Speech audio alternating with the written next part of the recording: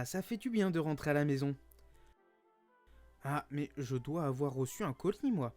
Mais où est-ce qu'il doit être? Ah, je pense que j'ai une idée, il doit être par là. Il doit être dans mon coffre secret, derrière le tableau des Guy Nichols, une série littéraire du Padré, dispo uniquement sur Amazon. Il y en a 6 de dispo, donc n'hésitez pas si vous aimez la lecture. Et les blagues du Padré, franchement, il y en a quelques-unes grâce au personnage de Loco, franchement, ça peut être sympa. Ouvrons cette partie secrète. Ah, non, il n'y a rien. Bah, alors, qu'est-ce qu'il y a dedans? Ah, peut-être, non. En fait, faut ouvrir, là, tu vois, donc il y a un levier. On baisse le levier. Ah, donc il est là, ce colis. Ah, je le savais. Allez hop, on va découvrir ça dans cette vidéo.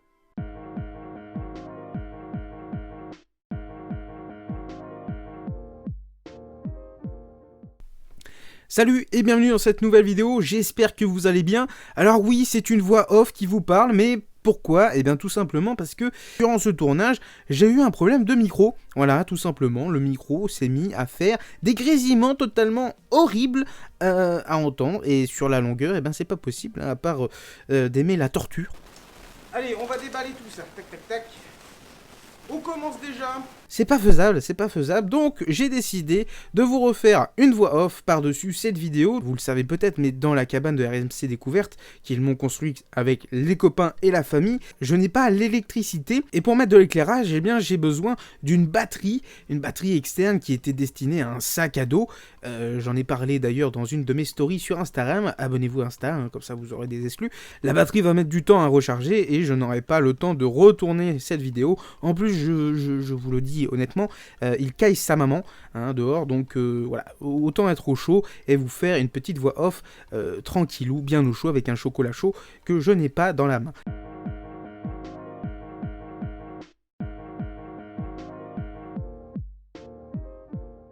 Bref, on va entamer cette vidéo avec le Tiger Sonic 3 que j'ai reçu pour la Saint-Nicolas. Vous le savez, c'est une fête qu'on fête voilà, avec la famille. On aime beaucoup cette tradition. Et chaque année, eh bien, avec ma petite sœur, on a des petits cadeaux. Donc elle a eu des chaussettes Stranger Things de toute beauté. Franchement, c'est très très quali et ça fait très plaisir. Surtout que c'est une licence très fun. Et pour ma part, j'ai reçu un Tiger Sonic 3, une réédition du coup des vieux Tiger que vous avez peut-être connus dans les années 90, avec différentes licences. C'était pratiquement les licences qui vendaient les petits jeux électroniques. Il y avait du Petite Sirène, du Outrun, il y avait du Megaman, du Sonic également, même du Castlevania pour vous dire. Des beaux objets. D'ailleurs, il y a une PLV 3D où on peut insérer différents jeux Tiger à l'intérieur. C'est ce que j'aimerais un jour posséder dans la collection de la Sonem Cocho, ça serait un truc de malade. Mis à part 500 likes sur cette vidéo, eh bien je ne l'ouvrirai pas et je n'y jouerai pas parce que voilà, c'est collector. Vous allez me traiter de fou, mais c'est comme ça que ça se passe au Nem Cocho. On profite de la beauté du packaging. Aujourd'hui, on va parler du don de Christophe qui nous a déjà envoyé un don la semaine dernière. Vous l'avez déjà vu avec Kylian notamment. Puis là, eh bien, il nous renvoie de Belgique un colis bien fourni. Alors on commence avec du très très lourd et c'est le Zelda Link Between Worlds sorti sur 3DS, un jeu qu'on avait adoré avec le Padré. D'ailleurs on y avait joué en Bourgogne dans une caravane, et ouais parce que voilà, on avait une maison et c'était en travaux et puis on jouait dedans. Et il faut le noter, c'est un des jeux encore avec une option 3D et franchement c'est très agréable à jouer. Si vous l'avez pas fait, bah, c'est une suite spirituelle à Zelda 3 sorti sur Super Nintendo.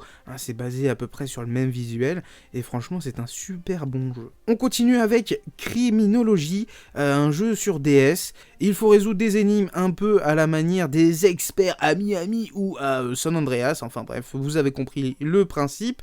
Un point and click plutôt intéressant à faire sur DS. On continue également avec un autre jeu DS, Konami Arcade Classic, donc c'est un jeu qui réunit différents titres phares de l'arcade de chez Konami. Vous le savez, c'est un éditeur historique dans le jeu vidéo, et il faut le noter, donc une très très belle collection très sympa à redécouvrir sur DS. On continue avec un lot de jeux PS2. This is Football 2004, un jeu de football, vous le savez, moi je suis pas un grand fan de football, hormis PES et FIFA, et surtout le Smash Football sur GameCube, je joue pas trop aux jeux de foot. Autre jeu PS2 basé sur le film éponyme, Les désastreuses aventures des orphelins Baudelaire, un film que j'avais adoré gamin. Je l'ai pratiquement vu une cinquantaine de fois d'affilée, avec le monstrueux Jim Carrey qui a un rôle totalement à son effigie, monstrueux. Un autre jeu PS2 et cette fois c'est Obscure, un jeu d'horreur qui se passe dans un lycée. Vous le savez peut-être, mais moi je suis pas trop adepte des jeux d'horreur. Déjà Silent Hill, j'ai beaucoup de mal.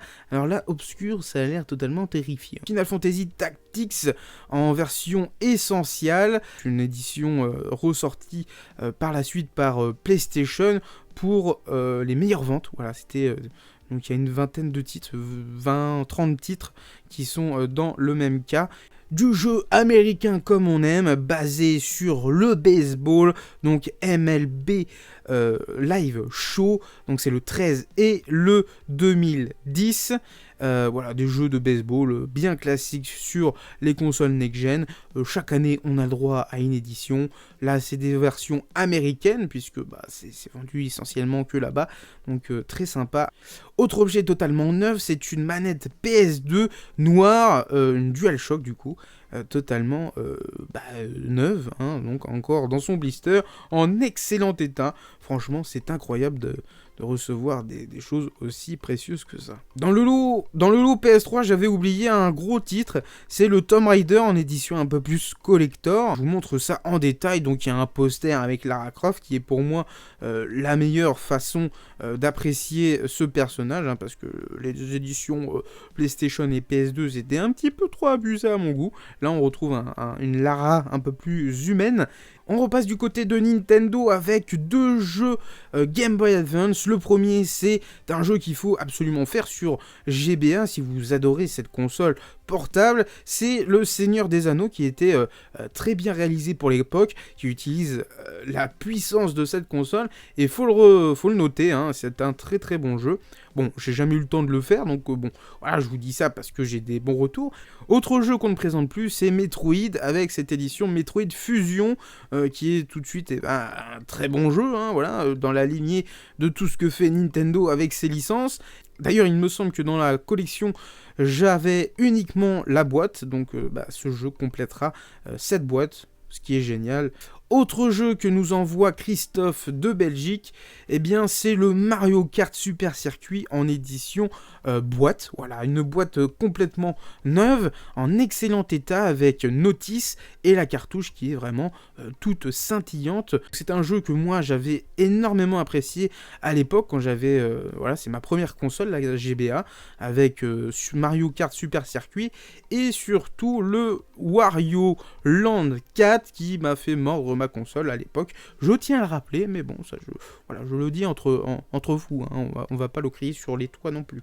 Ah oui, alors là, je vous raconte un petit tips. En gros, pour bien ranger un jeu GBA ou n'importe quel jeu en boîte cartonnée, hein, avec des petits rabats, il suffit de mettre les notices vers le bas et le fourreau cartonné avec la cartouche vers le haut, comme ça quand vous refermez avec la petite langue, eh bien ça fasse des plis dans votre notice et que elle soit abîmée à force. Et on finit ce don de Christophe avec une magnifique DSi rouge qui appartenait à sa maman. Très belle pièce qui complète ce don de Christophe avec la notice d'origine et le petit code Club Nintendo, parce que vous le saviez à l'époque, le Club Nintendo fournissait des petits codes pour avoir du bonus et des petits goodies en plus. Là c'est un petit peu différent, là c'est plus des posters ou des choses comme ça. Et puis là je vous parle un petit peu de la DSi, comme quoi je l'avais moi aperçu à l'époque dans une bibliothèque, parce que j'étudiais avec un copain pour un DM, donc un devoir maison,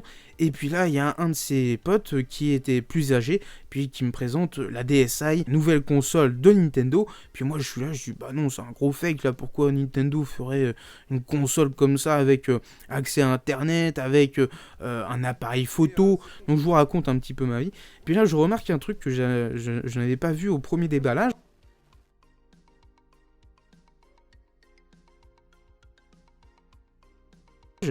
Eh bien, c'est qu'il a modifié la console en changeant le nom du profil de la console, en mettant Nemkosho directement dans la console.